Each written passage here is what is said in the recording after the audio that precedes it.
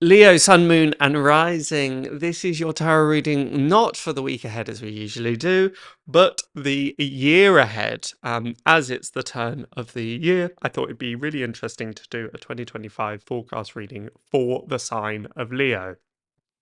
For this, I've been pulling an oracle card for each spread from the Daily Crystal Inspiration by Heather Askinosi. And the card that I got for you was Agate. And the message is get back into balance. Now, this perfectly sums up your year ahead. It is all about balancing, finding the balance with things. This is beautifully, beautifully summated in the two cards, the Magician and the High Priestess, and a third card that I'll speak about in a moment. The Magician represents the conscious mind, things that we're consciously aware of, the strokes of inspiration, of clarity, of the critical mind, the logical mind, the rational mind. Often talks about expertise, skill sets, so there may be some of that going on for you this year, whether that's study, whether that's about mastery of your skills, of your knowledge, of your understanding, of your wisdom. But very much this thing about the mind, the Magician literally translating as the Magus, which translates as the mind.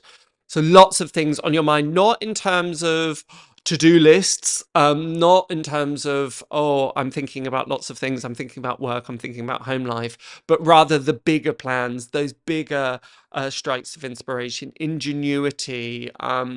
It's feeling very, very inspired. And with the Magician being the number one, there is this new beginnings energy with it. Which works perfectly in combination with the other cards I'll speak about in a moment. But in combination with the High Priestess, which is the subconscious mind, the unconscious mind, dreams, inspiration, intuition, those deeper knowings without logical or rational recourse. And the fact that these two things are coming together, and the fact that we had this card saying get back into balance, is a real prompt of which have we been leaning too much into. Have we been connecting with that intuitive, emotional side, and we have forgotten, okay, we need to sharpen the mind, we need to sharpen that rational and critical mind. Very often people talk about one or the other as though they're mutually exclusive, and that, oh, I only do things on intuition. Intuition is great. Intuition expands things. It helps us understand things on a deeper level. It gives us those nudges of inspiration and clarity, and we don't necessarily always know where they come from. But that doesn't mean that we shouldn't be using rationale, that we shouldn't be using the critical mind too. So this is a question for you within 2025, is what needs to be brought back into balance? Dare I say, has the mind got a little bit lazy? Have we been using nothing but ChatGPT for everything? Have we just we slightly gone on cruise control with the mind? How do we sharpen that up? That can be through reading, that can be through learning, that could be through teaching, that could be tackling a new project, whatever it is. But it's really important, because if you manage to get these two married, and that lends beautifully to the Lover's card, which is your third card, if you're able to marry these two aspects, because you're literally marrying the female and the masculine aspects of you, which again are represented by the masculine conscious mind, the feminine subconscious mind. Again, these are all just symbolic language. We don't need to get too hung up on the masculine and feminine aspects.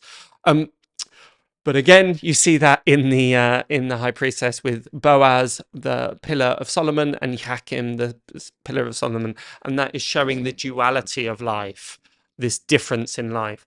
And it's really, really key, and I don't know how many times I'm going to have to say this, but it's really, really key that you find these balances within your life. Going back just for a moment, I was giving lots of things about, well, if you're in this flow state, if you're in this intuitive and emotional state, great. Okay, let's bring a bit more of the conscious mind. Where most of us will probably find ourselves is too much in here. It is this very right side, left side way of thinking, where we are very discerning, very planned, very organized, And again, that has value, but are you giving enough space for the magic to appear, for the wisdom and the insights and that deep rooted knowing that the high priestess wants to bring us? Again, very, very apt that that we have agate, because agate sits so beautifully on the third eye. This may be a really good time for you to be developing your intuition in whichever way that expresses that to you. But ensure that you're not falling to what's the word that I'm looking for? That it doesn't become so binary of it's this way or that way. There is a fine balance between the two. This may apply in a larger sense. We could be looking at things like, where's the balance within my work life and my home life? This is a balance between where are my quote unquote masculine aspects. So that's kind of activity, that's doing, that's drive, that's yang, versus more feminine aspects within me, the divine feminine representing passivity, receptivity, intuition, the yin aspects. Again, neither of these inherently right or wrong. They're just different. And it's about finding the balance between these 2 points within your life. Therefore, if you spent most of 2024 in go, go, go, go, go, is it a time to slightly pull back? Or if 2024 has been a time of repose, of just taking it slowly in flow, is it a need and a time for discerning action? Right, let's get on with this. Let's do it. And the necessary skill set to do that. There's a really strong sense that you'll be able to do that this year with the Lovers card. As I mentioned here, this is unity not only about external factors. So yes, this could very well represent great abundance within your love life, within your romantic life. Leos are very, very heart-led, so that would be unsurprising. This could indicate things like soul connections, feeling a real deeper sense. So whether that's about meeting someone new or your relationship going to a new level, a deeper level, that is very, very possible. For me, I'm perhaps more interested in, and this may not be a popular opinion, but I'm more interested in the marrying of aspects within ourselves, that masculine, feminine, yin, yang, light and dark aspects of ourselves. So don't be afraid, again, to look at some of those shadow aspects of ourselves, some of those compulsive behaviors, some of those limiting beliefs. How do we bring that back into balance? And just having a really honest reflection, really. You just have to do this privately. This doesn't have to be shared. But it's not about giving yourself a hard time, but it's being truthful and having a really honest look at, well, what do I feel was successful? What are some habits that have crept in that aren't perhaps as conducive to the future that I want? What are some of the addictions that could be as innocuous as, well, I say innocuous, but phone addictions can be a real issue, but it could be something as simple as an addiction to technology, how much TV time you've had, or something a little bit more out of kilter. But this is your perfect opportunity to bring that into balance. Now, I say a lot of this because of your 2 final cards, which are the 9 of Pentacles and the 9 of Wands. The Lord of Great Strength, the 9 of Wands. It's a funny card, the 9 of Wands, because he's got a bandage around his head. He looks a bit tense. And sometimes this can be about being a little battle scarred, but he's survived the battle. That's the important thing. So there are themes here about perseverance, dedication, just getting on with things. The 9 of Wands is Sun in Sagittarius, so it's the enthusiasm, the drive, and the motivation to achieve our long-term goals and the dedication that is required in order to do that. But the fact that we have it with the 9 of Pentacles, interesting that we have 2 9s, and I'll speak about that in a little moment. But 9 is the Lord of material gain. Really, really great to see. So 9 is the number of completion. So you'll probably find this year is a year of completing things, completing projects. It may have taken a lot of effort to get it there, to get it to this point, but it was well worth it. And then it's the question of, okay, to get to this point of completion in my life, where I am in my life at the moment, may have taken effort, dedication, hard work, perseverance, all of those things. What has been the cost of that? That cost might be, do you know what? I've had to work really, really hard, just get my head down and get it done. So what's the reverse of that looking like? How do I ensure that I'm not just in that trapping of do. The cost of that may be, actually, I've had to neglect my family life a little bit. Okay, let's bring that back into balance. The cost might be, I've abandoned my spiritual life. Okay, whatever it might be, but look at the costs of what is often we focus on, and it's great, particularly with the Nine of Pentacles, that Lord of Material Gain.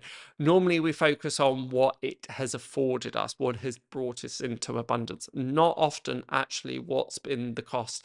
In the words of, is it Mike Skinner who does the streets? A grand doesn't come for free. And I love that saying because it indicates that whatever is brought about in our lives often has required dedication, perseverance, hard work, definitely. It doesn't come for free. So whatever that cost has been, as I say, it's now time to repay that debt. It's really, really key. So this then might mean that this year doesn't necessarily represent, well, in some ways it does show abundance because of that Nine of Pentacles. So you'll definitely get to enjoy the fruits of your labor this year for sure.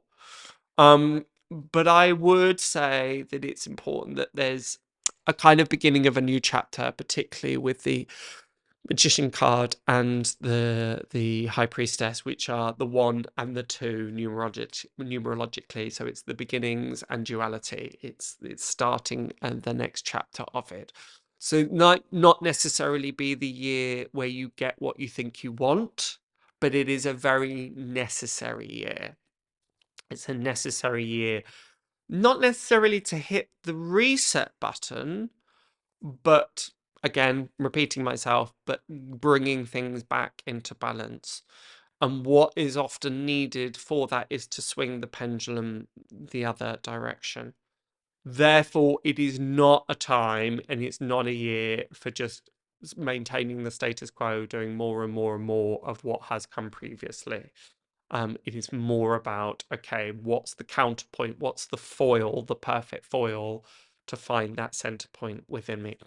A good question to be asking yourself, really good question to be asking yourself is where